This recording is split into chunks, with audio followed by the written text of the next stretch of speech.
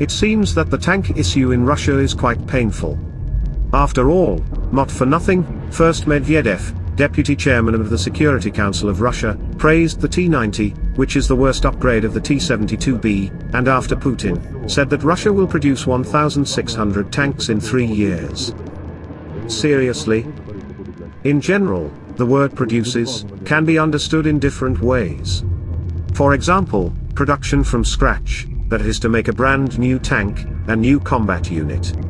And you can mean pulling tanks out of mothballs, repairs, and perhaps even modernization. But this is not the production of a new combat unit, but exactly what the Russian military-industrial complex is. Today the Russian military-industrial complex is not manufacturing, but the restoration, repair, and modernization of tanks. So the very notion of producing sounds manipulative. But what else can we expect from them?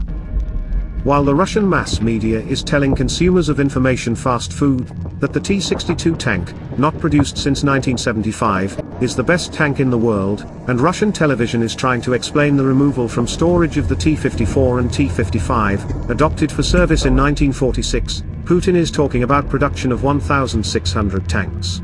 Over the past years the Russian military-industrial complex has reported deliveries to the Russian army of between 160 and 300 tanks per year. At the same time, they were not new tanks, but modernized cars that were in service, or removed from conservation.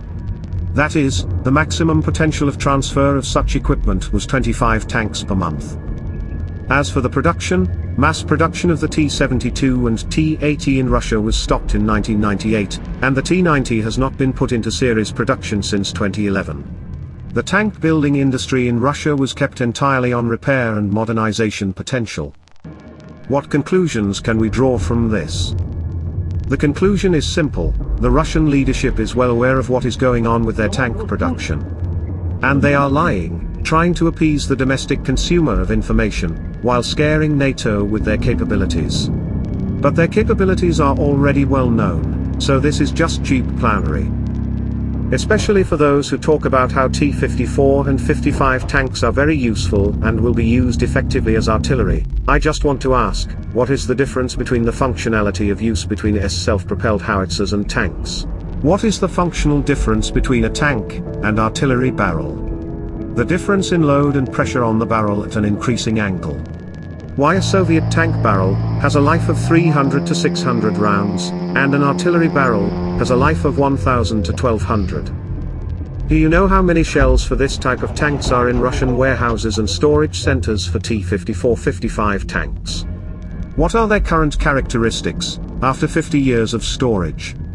Artillery that hits at a distance of up to 2,500 meters.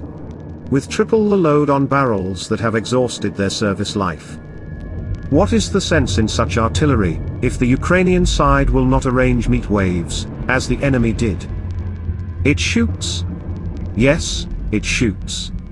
An axe can also liquidate a machine gunner. But how many such berserkers would die in the field before they could throw the first axe at a machine gunner? Let's close the delusional conclusions and arguments on a topic that does not require discussion. Before I continue, I ask you to subscribe to my channel, it will help promote it. Now let's go back a few months. In May 2022 the first trains and columns with T-62 tanks appeared in the war zone in Ukraine. Then a number of experts began to sharply state that these tanks would not be in the first line, but would serve as artillery, being buried in the positions. A buried tank is nonsense. But for some reason most are pulling this narrative already in 2023, including in the comments under my videos. If you don't believe in logic and rationalism, in assessing the functionality of T-62 or T-54-55 tanks, there is a wonderful resource Oryx, which gives factual information. Open their site and just estimate how many buried T-62 destroyed, damaged and became a trophy there. How many? You can see the answer on the screen. The same story will be with T-54-55.